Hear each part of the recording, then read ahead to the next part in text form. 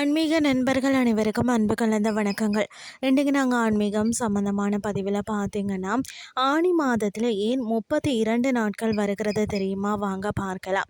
தமிழ் மாதங்களில் கால அளவு சமமாக இருக்கிறதில்ல.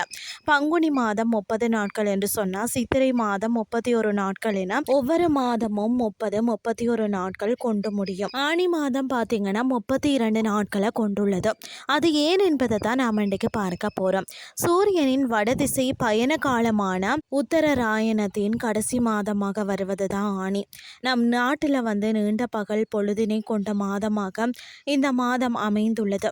கிட்டத்தட்ட 12 மணி நேரம் 38 மணி நேரம் வரை இந்த மாதத்தில் பகல் பொழுது நீண்டிருக்கும். ஆனி மாதத்தில் சூரியன் பார்த்திங்கன்னா மிதுன ராசியில் சஞ்சரிக்கும் காலம் என்பதால் இதனை மிதுன மாதம் என்றும் அழைப்பர். வடமொழியில் அதாவது பார்த்திங்கன்னா ஜேஷ்டா மாதம் என்று பெயர்.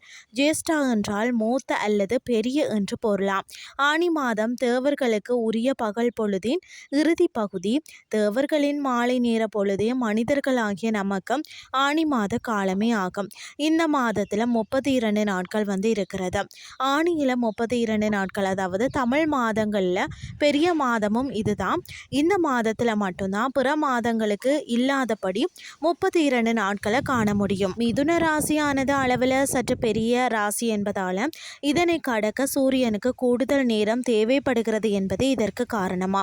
இதன் காரணமாகவே இந்த மாதத்தில் பகல் பொழுதின் அளவு அதிகரித்திருக்கிறதா. இன்றைய ஆன்மீகம் சார்ந்த பதிவு உங்களுக்கும் பிரயோசனமாக அமைஞ்சிருக்கும்னு சொல்லி நானும் நம்புகிறேன். இதே மாதிரி மற்றொரு ஆன்மீகம் சார்ந்த பதிவோடு உங்களை சந்திக்கிறேன். நன்றி.